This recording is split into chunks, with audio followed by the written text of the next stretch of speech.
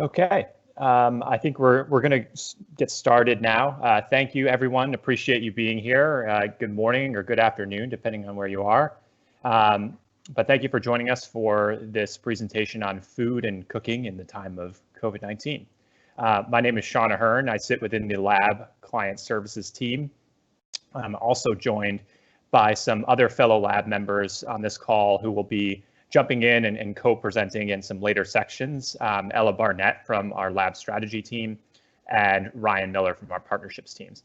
And then I also just want to shout out and acknowledge Adam Simon, who's acting as our producer today and will be monitoring the in-stream chat field. If there are any questions along the way, please feel free to submit them in the chat field. You'll find that on the, I believe, the upper right-hand side of your computer screen. We'll be pausing periodically as we conclude the sections that we're going through, and we'll do our best to answer those questions during those times. But as you know, the Media Lab has been working diligently on a number of different industry category presentations around how various trends have accelerated during the time of the coronavirus, and how we can expect some of these shifts in the consumer and industry behaviors to stick around as we navigate through the pandemic and then also post-pandemic and recovery and beyond. And of course, today we'll be sharing the food and cooking in the time of COVID. So without further ado, I think we can jump in and get started. Before we take a deeper dive into the food and cooking industry in particular, we just like to highlight some more macro trends that we've observed since this whole process has started. And I think what we're really seeing and what we're really observing is that the COVID-19 is acting as a trend accelerator, meaning a lot of the trends that we had identified as potentially being 4 or 5 years out or beyond, we're now seeing brought to the stage more quickly, and more rapid adoption is occurring. So first and foremost, we're seeing businesses that are being pushed into the digital age in order to reach consumers. So even those that may have been resistant up until now to make that switch are now being forced to out of necessity. So a couple examples and call outs here. We see auto manufacturing switching to digital platforms to reach consumers, offering at-home test drives where possible, but allowing you to schedule, even purchase test drives and purchase vehicles online. Another shift is in online grocery, which we'll get to a little bit more later in this presentation, but particularly with click and collect. So a lot more adoption in growth in the area of consumers going online, ordering groceries for either pickup or delivery. And then just as a call out, the lab has also created presentations in both auto and retail that dive a lot deeper into some of these subjects. So if you're interested in viewing that content, we do have those pre-recorded broadcasts or the presentations, and we can share those with you. Another area of disruption, just to call out, is telemedicine. So we've seen a lot of regulatory relaxation on things such as HIPAA compliancy, and it's giving people more access to healthcare at home and democratizing that service further during quarantine measures. So important to point out in all of this that as consumers become more accustomed to these services, industries may find it more difficult to revert back to the traditional formats that they were pre-pandemic. Another trend, macro trend that we're noticing is the rise of the at-home economy. So we're seeing service-based workers almost transforming into influencers overnight and producing a lot of how-to content, virtual lessons, trainings in the absence of their more traditional brick and mortar locations. So chefs, barbers, personal trainers, more and more we're seeing these experts enter the virtual world and showcase their skills, and in some case monetize that content. On the restaurant side, which we'll definitely dive into, as demands for restaurants have plummeted, restaurants have had to reinvent themselves as well to stay afloat. So there's everything from transforming their specialty meals into do-it-yourself meal kits, turning themselves into grocery stores, reimagining and creating menus that are specifically designed to taste good and hold consistency over time and travel, and even pivoting their businesses more to delivery-focused models that resemble those grocery models I mentioned earlier. The fourth media trend, I should say, or trend, is media disruption. As many on this call are no doubt familiar by now, there's obviously been a huge impact here because of the shelter-in-place guidance and ordinances. It's completely transformed the way people are consuming media, and many of our preconceived notions about how to reach those audiences. So media companies are quickly moving content over to digital formats as they try to adapt, which is leading to a huge bump in streaming in particular. We're actually seeing a 77% year-over-year increase in streaming during prime time. Another trend, or more so, I would say, just a fixture of reality, is the economic downturn that we're all experiencing. So despite the $2 trillion stimulus package, it does seem inevitable that we're facing some sort of prolonged recession.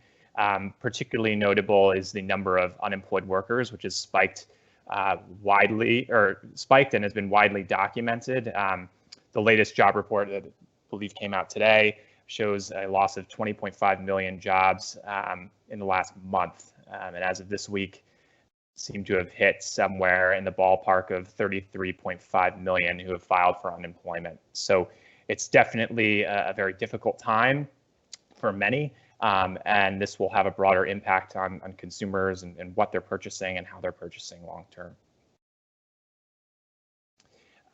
And lastly, another trend that we've noticed is there seems to be a very acute sense of consumers monitoring brands' response to COVID-19. So how they're demonstrating their corporate social responsibility and pivoting their businesses to become part of the solution. So whether that's altering supply chains or spreading awareness, this will have a lasting impact on consumer perception of these brands beyond the pandemic. There's an interesting screenshot here from a website called Did They Help, which is basically a search engine where you can search by a celebrity or a company to discover how they've contributed or what exactly they have done during this time. It's important because studies are showing that consumers believe a brand's response to COVID will have an impact on their likelihood to purchase. Per Edelman, that amount is about 2/3 of consumers who have that thought process. So clearly significant and something that's on everyone's radar. But now I think we can shift to food and cooking. So as consumers have settled into their new normal, research shows that significant changes in how and where consumers are food shopping and what they're buying and consuming. So during the early weeks leading up to quarantine and during quarantine, there was a noticeable spike in foot traffic to grocery stores as consumers stocked up on necessities. This data that you're seeing here comes from Foursquare and illustrates that foot traffic and shows that it was up about 34% nationally from the week ending in February 19th to the week ending in March 20th for major metropolitan areas. Also important to note, there's some other areas where foot traffic has also spiked in related or tangential industries. So warehouse stores, big box stores, convenience stores, they're all seeing a similar spike. Following this initial burst, as of April, we're seeing a swing in the other direction as consumers and retailers alike become more conscientious of health protocols and social distancing. So in an effort to limit or avoid trips to crowded public groceries, people report doing less in-person shopping. So as this chart shows from IFIC, that amount is about 50% who are exhibiting this behavior. However, stock-up behavior continues as 37% of consumers report buying more groceries in these instances than typical. We're also seeing a noticeable consumer pivot to the digital delivery and purchase formats, so that's about up 16% per IFIC. So in the midst of this swing to digital in particular, brands are responding, leaning in and launching services such as click and collect, where consumers purchase their desired goods online and either pick them up or have those goods delivered. Pre-pandemic, click and collect was forecasted to account for about $88 billion in sales by 2023, and we can expect that COVID-19 to accelerate that projection, or at least make it come more quickly. Grocery delivery services are also having a moment. Amazon Fresh, Peapod, and Instacart and more have seen a surge in demand from consumers. Instacart in particular has had to expand its delivery network by roughly 400,000 people. And many of these services are still struggling in the areas of fulfillment and logistics. So on the contrary side, contrary to click and collect, behavioral data suggests that consumers are less likely to make impulse buys when using these services. On the click and collect side, more people are likely to purchase more when they go and actually pick up their groceries. So even with the short-term follies, expect consumers to utilize these digital services long-term as logistics improve and consumers prefer the contactless, seamless experience to protect their own health. So further data from IFIC shows that concerns over health have continued to rise in the national consciousness and are likely to remain well past recovery. 42% of respondents in April survey report an increase of concern for their fellow shoppers, as well as an increase in concern for their health care, the health of their grocery store employees. And outside of the digital realm, we're also seeing consumers increasingly look for alternatives to the highly trafficked big box stores for similar reasons regarding health, and also because they're just fill-in stops for local big box or grocery store when they're running low on supply. So convenience stores have become sort of those fill-in stops. In the United States, convenience stores make up about 1 out of every 3 stores, and 93% of Americans live within just a few minutes of one.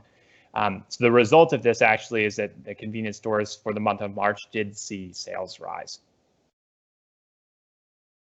And while consumers are doing less shopping in person, we are seeing a rise in activity of home cooking. So about 47% of consumers indicate they're preparing more home-cooked meals, while 28% are ordering less takeout.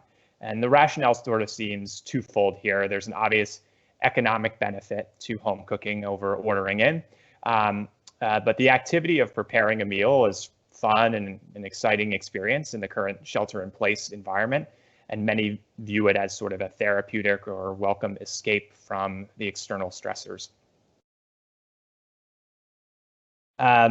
Outside of the destination or vehicle of purchase, we're also seeing changes in what people are buying and consuming, and the behaviors sparking those shifts. So supermarket shelves quickly emptied in response to COVID-19. Preferred brands and products became scarce. Grocers have struggled to keep up with that demand and for the most popular staple brand items, resulting in a disruption to brand loyalty out of necessity for essentials. So as many as 65% of US consumers said they have tried new brands after sheltering in place became commonplace, according to data from AlixPartners. The majority, about 79%, said they did so because their usual product was out of stock. With economic uncertainty, price consciousness has also become a factor in brand loyalty. So as they're often cheaper than the big brand counterpart, there's been an increased willingness to try new private label brands versus switching to another national product.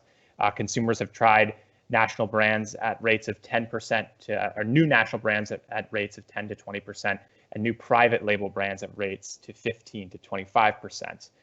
So there's definitely a skew towards the latter.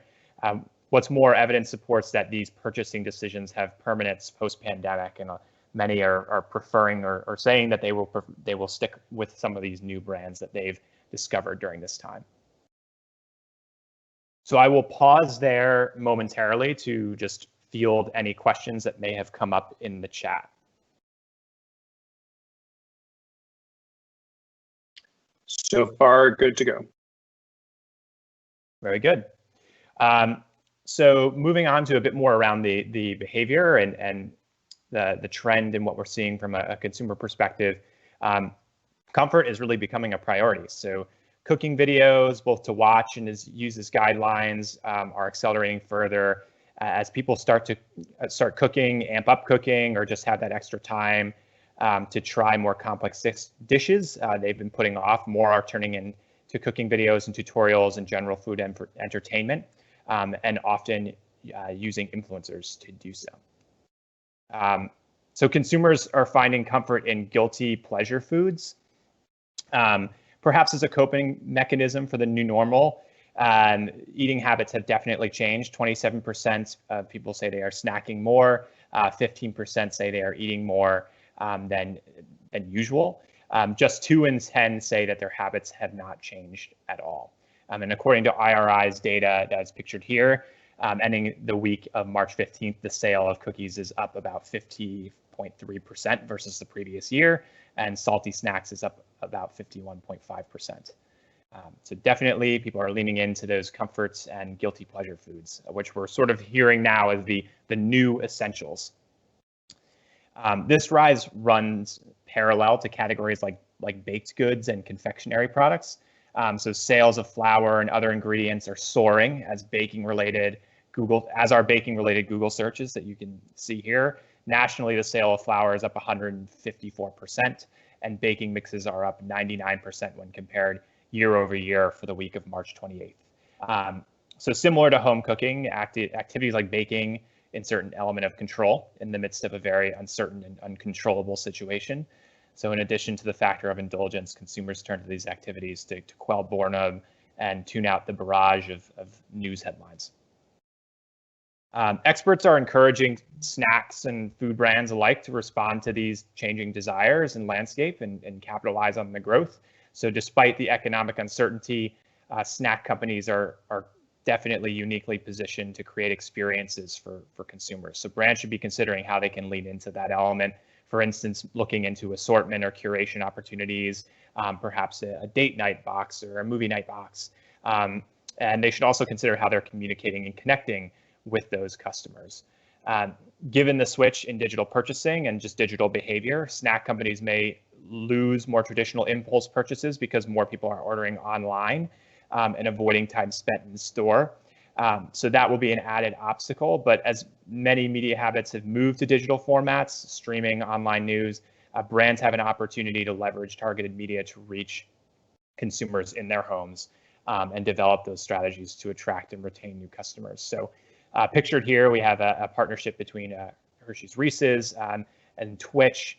As of this week, Twitch has more than 15 million daily active users, and Fortnite has about a total user base of roughly 350 million. So the audiences are out there, and it's just we're seeing more of a pivot to reach those individuals.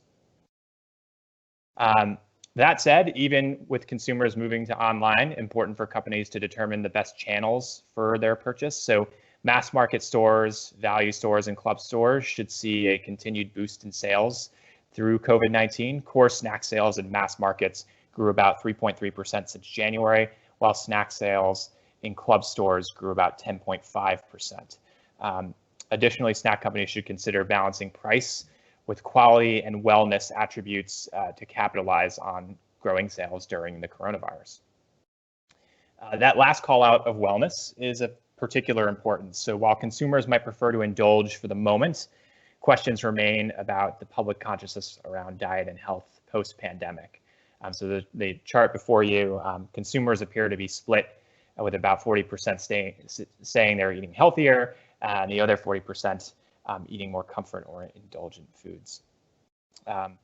World Health Organization has already recognized impending health issues with some of these new essentials, aka comfort indulgent foods, on the public, so which could run increased risks for diabetes, obesity, other serious illnesses. In response, they've launched the Healthy at Home campaign to keep public mindful of physical and mental wellness. What's more, there is a lot of evidence coming out suggesting a link between unhealthy diet, nutrition, habits, and poor prognosis for COVID-19. In one Italian study, 97% of the fatalities unfortunately observed include those that have underlying health conditions. So very important to keep that in mind as brands. As well, there are some signs of health consciousness that are already being displayed as quarantine measures set in, fitness and wellness centers closed, and we saw these resources move to virtual formats, fitness streams, apps, and general wellness and fitness content increased significantly. In the early days of quarantine, e-commerce sales of fitness equipment jumped about 55% for the 5-day period ending March 15th year over year. And pictured here, we have SoulCycle. They announced they were creating a SoulCycle at home, and people are already taking pre-orders for their bicycles. We've seen in the news recently that shares of Peloton have increased 30% since March 12th. and subscriptions for many of these fitness apps are rising quite significantly. So we also see this trend in areas of the world further along in recovery. Per reporting from McKinsey and Company, 3 out of 4 APAC consumers, with the exception of China and Japan, say they are focusing on immunity boosting through more exercise and healthy eating.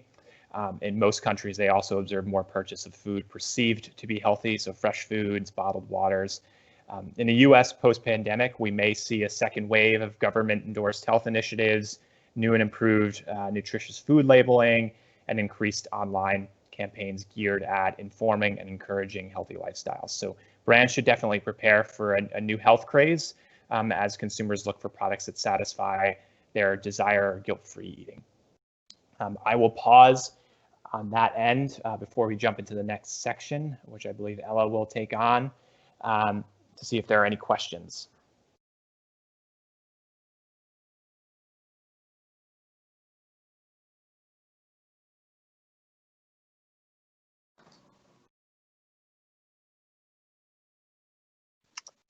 Looks like there are no questions, so I think we can pass it off to Ella. Awesome. Great to hear. So essentially the next thing that we're going to be looking at is how food is getting used as a distraction. So people are obviously looking for a lot of distraction in this time, and cooking and food is a really easy find, as we see both higher rates of recipe discovery and a significant increase in live video cooking. So as people are staying inside, more people than ever are, shockingly enough, tuning into their screens in a quest for content and some combination of entertainment, distraction, instruction. And cooking seems to be a really huge draw as a great crossover for all of these aspects.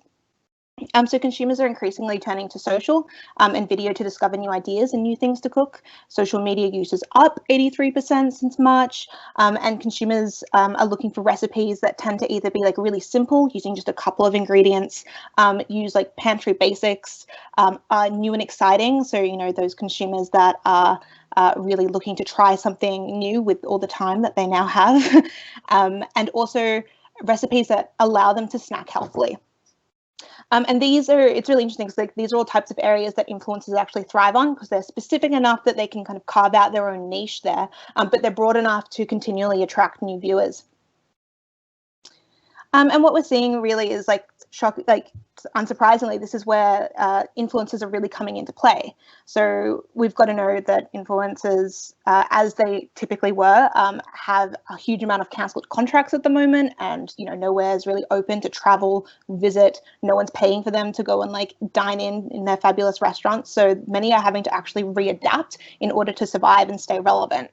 And many are doing this by offering an authentic look into their own lives and confined at home. A really easy point is cooking.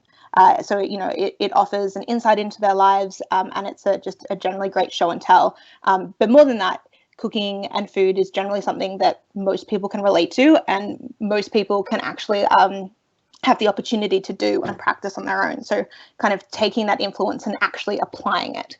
And at the same time, as all these like the traditional influencers have pivoted, what we're seeing is this really new wave of influencers enter the scene. And these are essentially like the experts. These are the chefs. They're the restaurant representatives, the food critics, the recipe book writers, and they're all coming to engage with this suddenly very enthusiastic and dedicated audience. And in part, this is to keep up engagement around products and services that were traditionally done in a face-to-face or physical environment that can no longer be done that way, and in part because people are clamoring for this expertise, and live video is becoming definitely one of the most engaged mediums while we are in quarantine. So some of these, we're seeing cooking influencers emerge in the form of celebrities, whether that's Charlie XCX or Chrissy Teigen or Natalie Portman, who is portrayed in front of you, and all of them seem to have taken up cooking just to create content and probably to starve off their own boredom, if we're being perfectly frank. However, audiences that tend to follow the celebrity cook-alongs, they do it less for that educational aspect and more for the entertainment and inspiration that comes with it. I don't know about you, but I mean, there's nothing better than seeing a celebrity do something just as averagely as you do. And, even if that means that you're looking into their kitchen that is twice as better as yours. And we're also seeing rise of the smaller micro influencers. They're switching to cooking as well. And they're doing it more to kind of help their audience navigate the COVID-19 pandemic and to try and stay relevant. So, an example is Tatiana, who's a New York City blogger, and she's saying she had to entirely shift her blog's content strategy away from travel and more towards at-home content ideas, of which easy meal prep was definitely one of them, with the main goal for her to be useful to her audience during this time. And then we have the experts. So, these are some of the newer wave, the more educated. These are who the audience tunes into to actually kind of get an education around, often, with a side of culinary inspiration and a dash of aspiration. But we've seen, New York Times food columnist Alison Roman shoot to fame here with her live cooking videos. So she gained 52,000 Instagram followers in March alone. And, in an interview, she was saying most of these new followers seem unfamiliar or uncomfortable with cooking for themselves and are really turning to her for guidance. And then on the other hand, we've got the greats. So, these are prominent chefs such as Taku Sakine and Massimo Bottura. And, these are the type of people that would be cooking in Michelin star restaurants, or in Massimo's case, three Michelin star restaurants, or hat restaurants. But, and these recipes tend to range from simple cook-alongs, an educational, to absolutely extraordinary creations that are pretty much just art. So really both educational and entertainment. And I mean, they've taken off to such a degree that Massimo has actually formed his own unofficial Instagram live channel. So it's tends to be hosted around 8-ish being whenever he feels like cooking that day. And each night it garners a live audience of about 3,000, and then thousands more watch archive versions later. So in late April, over 500,000 people had watched his video on how to make a bechamel sauce. I'm maybe mispronouncing that. My bad. But really what we're seeing here is what we kind of already know. So social media and influencers can often really be the start of a craze. In this case, people wanted to cook. Struggling influencers, restaurants, chefs, celebrities have all been more than happy to take to social to provide advice, tutorials, and really entertainment, which has in turn spurred the cooking craze further and inspires more people to do it, more people to post. That level of engagement obviously brings more influencers into the fold, and around in a circle we go. So take bread making, for example. The bakers, at Tartine Bakery in San Francisco, The Guardian actually credited them with helping kickstart the global sourdough craze that we're seeing at the moment. So back in late February, they actually posted, instructional videos on how to make a sourdough starter, and also their signature sourdough loaves, which have been viewed tens of thousands of times. And then put into practice, which in turn has encouraged influencers and other experts to share their own bread routines. And, as the cycle goes, we now have resulted in over 369,000 social mentions of bread making worldwide. We've got King Arthur's flour. Sales have skyrocketed over 2,000%, which is absolutely insane. And some places are actually having flour shortages where they're entirely sold out and you can't get flour at all. And then another interesting turn is some influencers are actually kind of using this newfound food engagement to pivot from baking to encourage people to actually purchase from restaurants. So, they're kind of taking this unboxing tradition that we've often seen on video and through influencers to unbox restaurant deliveries to show quality and quantity and really remind people that these businesses are still open, they are still available, they are still serving, and to encourage the community to really support these small businesses to mix success. But it is undeniable that the success that influencers are having at the moment, and case in point is that networks are actually pivoting to a similar style. So Food Network recently supplied their entire talent team with gear to self-film at home. And that has then actually allowed them to continue their production for their food channel, their HGTV channel, and TLC channel. And this is interesting because, most of these shows actually on these channels actually have a backlog of content that they could tap into, but they're actively choosing not to, and instead they want to create content that reflects and resonates with their audiences right now, to really make them more relatable, which is, had a huge success for recently. The Food Network had a quarantine-themed weekend, which essentially, was filled with self-film segments from network talent, and it was actually the network's highest-rated Saturday-Sunday combo in over 8 years. So it drew in 16.5 million viewers, tuned into the programming throughout the weekend. So the only thing that actually beat that viewership was news cable and news in cable programming. But, they had highlights like Joanna Gaines' family filmed. And when I say family filmed, I mean, it was literally filmed by her children. Cooking special topped 2.8 million viewers on its Sunday premiere. And even, already established shows like Girl Meets Farm actually delivered its highest rated episode in its series history. And then in an unprecedented move, the Food Network have actually said that this new style of self-filming could outlast COVID, which is definitely something to watch out for to see if that happens or not. And of course, brands have noticed this increased action in the cooking field and have tried to enter, looking to leverage video as a platform for consumer engagement with them. So McCormick has created a test kitchen to debut their cooking shows. They had a Q&A during the pandemic. Burger King in France accidentally jumped onto this trend when they shared the recipe for a homemade Whopper, which amused so many people that just happened to have YouTube channels. So they took to video as they tried to reproduce this famous Whopper in their homes, which ended up getting a huge audience tune in as well. And we've also got newer concepts. So the Fine Cacao and Chocolate Institute, Uncommon Cacao, and the Craft Chocolate Experience, they all partnered together in March to create a Stay Home with Chocolate Festival that essentially, was a series of over 100 virtual specialty chocolate presentations from around 28 different countries. And they earned thousands of views, both online, live and in retrospect as well.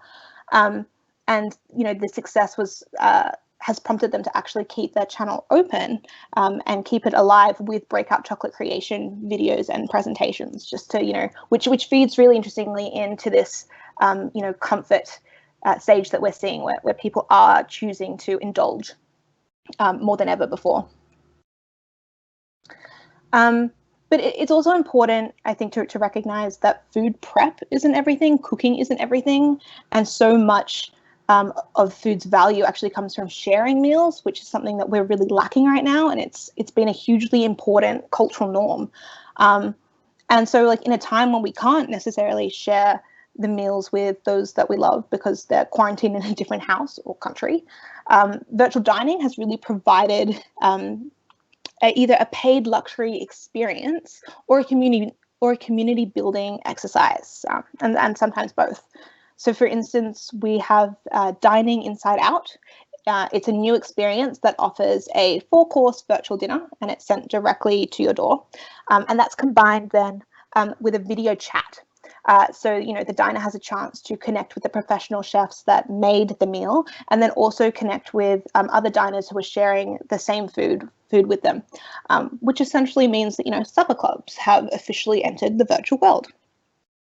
On a totally different strategy, Chipotle has had huge success with its March Zoom campaign. So they hosted daily Chipotle Together video calls during lunch hours in the US, which generally included celebrity guests.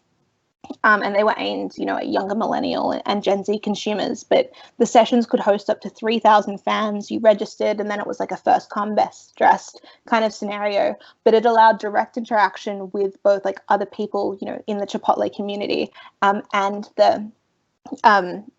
and the celebrity that they were hosting that day. And, you know, of course, was fueled with like giveaways, but there was no like required purchase. You didn't have to have a, you know, Chipotle meal to join in. But obviously, you know, it was geared towards people that love Chipotle and really sharing on that brand experience.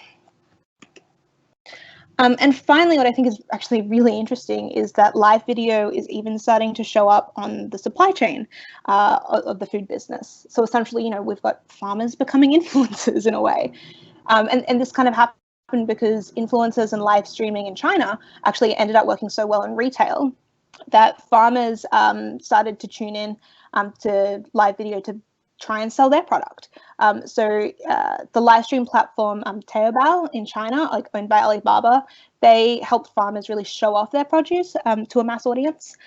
So one of their first live broadcasts from Helio Farm actually drew over 25,000 views and sold 30,000 kilograms of fruit in just under 2 minutes, which is kind of insane. And for those that aren't familiar with the metric system, that's about 50 to 55,000 pounds.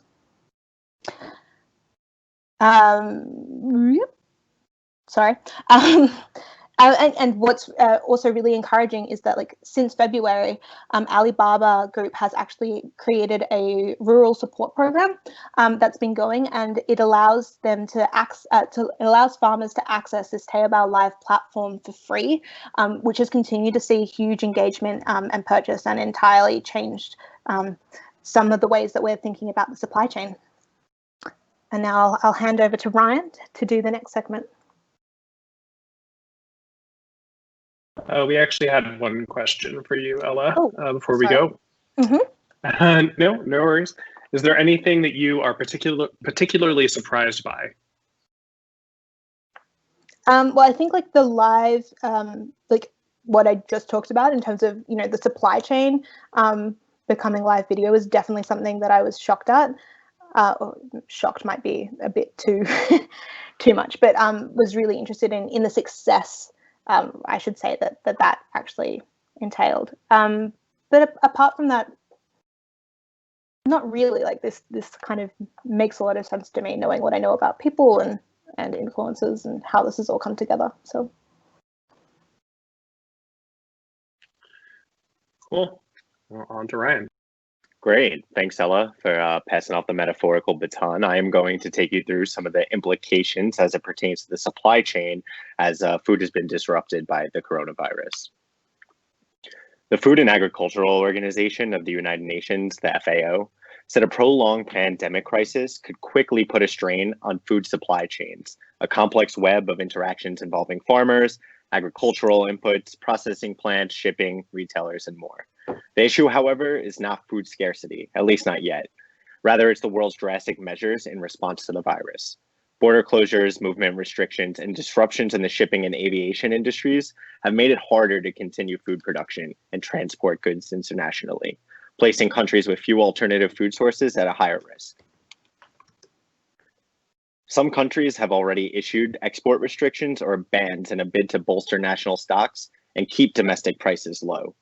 The International Food Policy Research Institute shows that 3.8% of global calories are already being restricted in binding and non-binding measures taken by these nations. This is similar to what we experienced back during the 2008 Great Recession, when 4.7% of global calories were affected. Rice prices increased by 200%, wheat by 140%, and maize by 125%. And some African nations have actually increased their import volumes to prepare for these potential shortages. But while raising stockpiles helps to hedge against the risk of future disruptions to shipping and provides reassurance for the domestic consumer, it places further pressure upon global trade with upward stresses on the price. This behavior could have the most significant impact on their immediate neighbors, with the World Bank predicting a 2.6 to 7% decline in agricultural production due to the coronavirus in sub-Saharan Africa. Overall, people facing acute food shortages could grow to as many as 265 million by the end of the year, according to a stark new assessment from the World Food Program. That's nearly twice as many that were already suffering from acute hunger pre-COVID-19. At the consumer level, which is alluded to previously, panic buying and stockpiling have cleared supermarket shelves of certain foods and goods, creating the appearance of a problem. But those shelves are soon restocked, and the frenzy is expected to subside as supply chains adjust and home refrigerators ultimately run out of room. U.S. agriculture is strong enough to handle the increased demand, though, with farmers still farming and no major shortages in sight, experts say. But because consumers recently have changed the way that they buy and consume food, there have been various snags in the food supply chain that have led to disruption, including dairy businesses dumping thousands of gallons of milk. But why? Some products just don't transition well into the retail space. A good example of that is butter and dairy product more generally. Much more butter is used in restaurants and bakeries than what people use at home. So spot market prices actually dropped for a pound of butter from $1.86 in March to around $1.20 at the end of April. And although that there has been a significant price reduction in the dairy sector, we're seeing most grocery chains reluctant to pass these savings on to the consumer at this moment, as they also struggle to make sure they hit their bottom line. Unlike the dairy industry, U.S. farmers producing staple crops, including wheat and rice, do so with mechanized tools that already limit human-to-human contact and fall within the CDC's prevention guidelines for limiting the spread of the coronavirus. The nonprofit International Food Policy Research Institute reported earlier this month that COVID does not currently pose major threats to overall global food security because adequate stores of these staple crops still remain. Specialized foods such as fruits and organic produce grown by smaller scale farms generally require more labor, though, and are more susceptible to the implications of COVID-19 as a result. They also sell most of their produce to restaurants and farmer markets directly, many of which are now widely closed or have reduced service across the country. So even if these farmers are able to find workarounds and continue to do what they do, they may have limited places to actually sell and distribute their goods. Two examples of how labor shortage are affecting supply chains specifically. In California, strawberry production could come under fire this season. Ripeness for strawberries, for those that don't know, is a very short 2 to 3 day window that requires a lot of manpower, and concerns over adequate spacing and safety measures could impact the ability to actually get all of those strawberries off the vine in time. Albeit a different kind of labor in Maine, this is an interesting example. Blueberries is one of their most sold crops, and they actually rely on outsourced beehives from neighboring states in order to ensure the cross-pollination of their crops happens. With COVID obviously affecting the supply chains, it's going to be difficult to import the bees to the state and could see a significant reduction in the amount of blueberries coming out of Maine this season. And to give you a sense of how consolidated agriculture actually is in the United States and the potential implications of just one farm failing, consider that just 2 California farms supply about 85% of all US carrots. If the virus were to disrupt production at the largest of California's 77,000 farms, it would be felt globally. A 2018 report by the state's Department of Food and Agriculture put the combined agricultural export value at $20.5 billion. Another way supply chain disruption is manifesting itself has more specifically to do with the actual labor force itself and the importance of immigrant workers. For example, orchards rely heavily on non-US workers who are ultimately having difficulty securing visas given the current climate. About 250,000 workers came to the US on H-2A visas last year specifically, with the majority of those laborers coming in from our southern border of Mexico.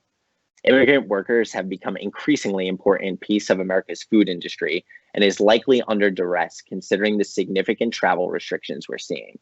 It has the potential to cause shortage in production across the board. And lastly, as we think more specifically about those luxury and feel-good items like chocolates, COVID-19 measures will influence the availability of cocoa supplies globally. These measures include lockdowns and curfews, but also fostering actions such as credit provisions to farmers. On the bulk market, the West African nations of Ivory Coast and Ghana will ultimately set the tone in terms of distribution. Together, those two countries account for over 60% of the world's cocoa production. This means that supply chain disruption in these countries could lead to major cocoa shortages. So I will pause there briefly to see if any questions have come in the chat before we dive into some of the sustainability efforts.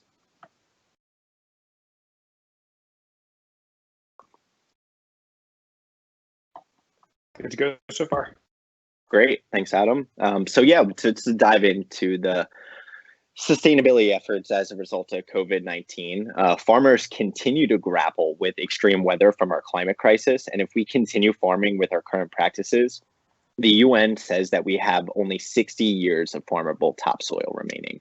To secure the future of our food supply, we need a drastic shift to regenerative, organic farming practices, resilient local food systems, and a shift to prioritizing healthy, nutrient-dense food directly from our farmers. This pandemic has created a unique opportunity for the agricultural industry to just hit the reset button. What the pandemic has underscored is that the world must use its land and water resources sustainably to grow essential, nutritious food in a more resilient way. One way of doing this is to cut food loss. The world squanders around $400 billion worth of food annually, an amount that could feed around 1.25 billion people a year. And it's more important time than ever to talk about sustainability in the food system. Beyond the usual approach of wasting less food and eating less factory-made product, the new tactic has to be around changing the way we farm and focusing on healthy soil, which in turn would reduce the risk of fire, drought, flood, and chronic disease from nutrient deficiency, as well as conserve water, remove carbon from the atmosphere, and create, most importantly, better tasting ingredients. It'd be along the same lines as converting patches of energy grid to renewable energy, only for acres of farmland. Why is this so important? Let's hark back to the Dust Bowl of the 1930s. Environmental conditions were significantly better than that of today, but the farming practices employed left over 100 million acres tattered as virgin topsoil was destroyed. With smaller swaths of the population actually farming and less land dedicated to the practice today, it's imperative that we preserve what little land we do have left. It takes nature about 1,000 years to generate 1 inch of topsoil, which is responsible for 95% of all food produced for human consumption. It takes humans no time to destroy that topsoil at all with the chemical-heavy industrial farming practices that we implemented today. In 2014, soil scientists estimated that 1/3 of the world's topsoil had already been lost and that it can be completely gone within 60 years. So it's time to talk dirty. We're seeing a rise in eco-positive farming methods that are restorative for the soil health. Planting of cover crops such as oats and fava beans are crops that are grown for the soil rather than for the table. They're planted during the winter so photosynthesis can occur year-round, bringing carbon out of the air and putting it into the soil. This creates a better home for the microbes that live within the soil, which actually make nitrogen, which is an essential part to a soil's well-balanced diet. We're also seeing an increased shift on paying attention to your soil. If you see milkweed popping up through, the topsoil in your garden, that means that the soil is lacking zinc. When yellow flowers start to gather, that means that there's sulfur. It's lacking sulfur in the soil. So readjust your strategy and your crop rotation based on the natural signs you're getting back from the environment, rather than just shoveling a big heap of fertilizer on top of it to cure the problem. Not so long ago, scientists were referring to soil as simply as a material to hold a plant in place.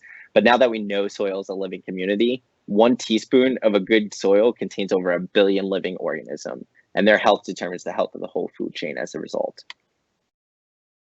Dan Barber, renowned Michelin chef of Blue Hill Stone Barns and former advisor to Obama on health, sport, and nutrition, has an idea about what the future of the food industry in the United States might look like if we emphasize a shift to planting rotational crops more than those cream crops. This third plate is a new American cuisine, or several regionalized cuisines based on ingredients that are part of a healthy soil building system at the farm. His idea for the new cuisine, which is pictured, consists of a carrot steak with a sauce made of braised second cuts of beef, a significant departure from the protein and potatoes model America has become known for. Why would a plate in the future look like this? It's because you can't look at farming in single ingredient paradigms. You need to look at the entire health of the farm. farm to table has become too individualized. You're supporting individual farms, and more specifically, individual crops like tomatoes and peas and asparagus, which are great for farmers because they make a lot of money. But from a soil perspective, they're extremely expensive, essentially the Hummers of the vegetable world.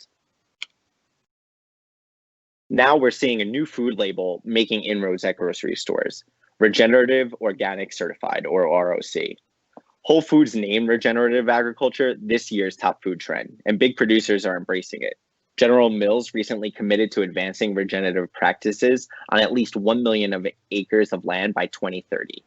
So next time you're perusing Whole Foods and think that they're trying to upsell you on a bunch of organic produce at a seemingly obscene rate, consider the tremendous amount of additional work that goes into that production and the benefits not only for the environment, but for the crop's longevity and most importantly, its flavor. And as I said at the top of this section, the pandemic is an opportunity to hit the reset button, with scientists and social scientists playing an important role. And innovation is happening. China is investing in drones, unpiloted vehicles, and other agricultural technologies to reduce human contact. In Africa, mobile phones are improving access to markets, prices, and weather data, as well as facilitating money transfers between these vendors. And in Peru, we're seeing the benefits of innovative legislation that has formalized the farm labor force and directly linked it to the seasonality of crops. The government now knows which farmers are affected by the lockdown and can ensure they receive the necessary support. Now is the time for us to seize these huge opportunities so that we don't have to dip into the global seed vault to resurrect crops on the verge of extinction. So I will pause there before I hand it back off to Ella to see if there are any questions that popped up. One question. Yes. What is the most surprising or interesting thing that you came across in your research? I think that the sustainability measures is the most interesting that I came across in my research. A lot of people think that ultimately it's just for, the long-term success of the topsoil, but there have been studies conducted that show that sustainable farming practices actually improve the flavor of your vegetables, making sure that they have the requisite nutrients in order to develop properly. These practices are also incredibly important because it helps preserve culturally some of the ingredients that are evaporating off of our tables. So in the South, there's certain types of rice like Carolina gold rice that have become, more or less extinct because there's less people planting them because the conditions are not really suitable for doing so. But we're seeing a resurrection around some of these staple crops that have been, obsolete for the last 100 years or so, in an effort to revive some of the cultural food trends that have arisen in the last generation or so. Great. On to back to Ella to wrap things up. Awesome. So for our last segment, we just wanted to touch really briefly upon the age of anxiety, which is something that the lab has identified as an ongoing trend in our outlook this year. It really explores how continual anxiety drives behavior. And especially in the time of COVID, this is something that has been touched upon already, and we're going to go into a little bit more in this specific lens. So first off, anxiety has been on the rise since 2016, and if we're being totally honest, it's been on the rise since before 2016. But since it's been properly documented, we have seen the rise of anxiety be matched by the rise of baking as well. So what's really interesting is while we're confined and in this pandemic, and the levels of stress baking are increasing, it is in part not just because we're stuck at home with nothing else to do, but psychologically the actions of rolling, kneading, mixing actually have a really calming quality, as it forces the maker to be in the moment. Wow. And not kind of stuck mentally. So if you can't meditate, actually cooking is probably one of the best things that you can do to create a similar feeling of mindfulness going forward, and to really calm you down. And it also helps the fact that you're creating something and you have a final tangible outcome, something that many of us lack in our day-to-day work lives. So it's absolutely no wonder that baking during this time has absolutely skyrocketed. On the other hand of excessive baking, we touch upon people getting really concerned about food scarcity, which Ryan has definitely talked about. But it's interesting. So as a result of this, being worried that there won't be enough food for us, there is a definite uptick in looking at leftover recipes and looking up tips and tricks at how to make sure that you can get every single bit out of your food as possible. So we're seeing a lot more people boiling chicken bones to make chicken stock and all the rest of it. Because, there's definitely this increased worry over food waste. Although, interestingly enough, it does seem fairly confined to an individual level. So, we're not seeing the people that are concerned about food waste up in arms because of the, thousands of tons of discarded potatoes due to a drop in demand. It is definitely more linked to the fact that there's likely a recession on the horizon and being prepared for that. But in terms of behavior, what we're seeing is people are actually building and making either really large meals that are designed to have leftovers. So, cooking once can feed them multiple times, or making sure that their meals are small enough that there will be no leftovers, so that they're going to consume every single thing on that plate, because people do not want to be throwing things out right now. And to kind of carry over on that is due to the shortening of food. Due to the shortening food supply, there has actually been a rise in victory gardens, which is something that we haven't seen since about World War II.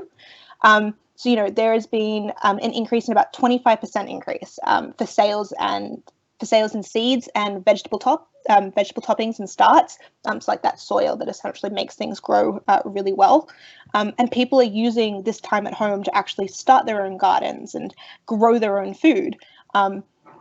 Not for necessarily sustainable reasons, but so that they don't have to rely on the food supply chains or their stores, which have continually sold out of certain things. And on top of that, it's got the added benefit of actually not having to put themselves in danger by venturing out into crowded spaces. So we're seeing these victory gardens pop up both in backyards, but also, on fire escapes, on windowsills in places like New York City, where people don't actually have back gardens that they can easily grow stuff in. And finally, one of the last things we're seeing in an age of anxiety context are parents that are really fretting about how these new consumption habits, so this increased indulgence, increase in snacking, less, dedicated meal times, are actually, going to affect their kids and their kids' eating habits as they continue to grow up, especially as it's being coupled with a stay-at-home lifestyle, which tends to be a bit more on the sedentary side. So, there's no real way that we can know what the effects of this will be until these kids are growing up, and it will obviously depend on how long we're in lockdown as well.